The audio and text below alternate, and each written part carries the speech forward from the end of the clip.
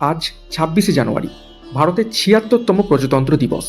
কিন্তু আমরা অনেক ভারতবাসী এখনও এই প্রজাতন্ত্র দিবসের মাহাত্ম্য এবং ঐতিহাসিক গুরুত্ব জানি না বা বুঝতে পারি না। আমাদের দেশ ভারত ১৫ই আগস্ট ১৯৪৭ সালে তো স্বাধীন হয়েই ছিল। তাহলে এই ২৬শে জানুয়ারি প্রজাতন্ত্র দিবসের প্রয়োজনটাই বা কি?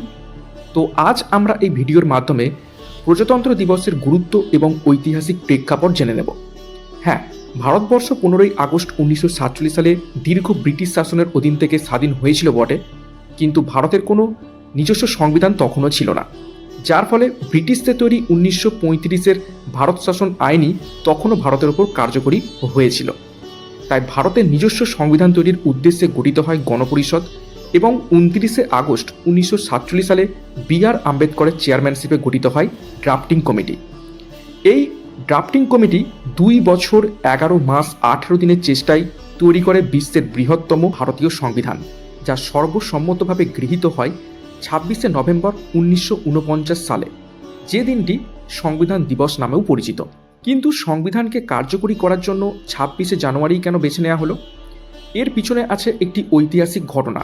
১৯২৯ সালের লাহোর অধিবেশনে পণ্ডিত জওহরলাল নেহরুর নেতৃত্বে পূর্ণ স্বরাজ্যের প্রস্তাব গৃহীত হয় এবং রবি নদীর তীরে প্রথম ত্রিবর্ণ রঞ্জিত ভারতের পতাকা উত্তোলনের মাধ্যমে ভারতীয় স্বাধীনতা দিবস প্রথম পালিত হয় এবং সমস্ত দেশবাসীকে ২৬শে জানুয়ারি ১৯৩০ সালের দিনটিকে পূর্ণ স্বরাজ দিবস হিসাবে পালন করার ডাক দেন। এবং পরবর্তীকালে এই ২৬শে জানুয়ারি দিনটিকেই স্মরণ করে রাখতে আমাদের দেশের সংবিধানকে ২৬শে জানুয়ারি ১৯৫০ সালে কার্যকরী করা হয় এবং এই দিনই ভারত সার্বভৌম গণতান্ত্রিক এবং প্রজাতান্ত্রিক হিসাবে গোটা বিশ্বের সামনে প্রতিষ্ঠিত হয়। তাই প্রতি বছর এই দিনটিকে স্মরণ করে রাখতে আমরা ২৬শে জানুয়ারি প্রজাতন্ত্র দিবস হিসাবে পালন করে থাকি।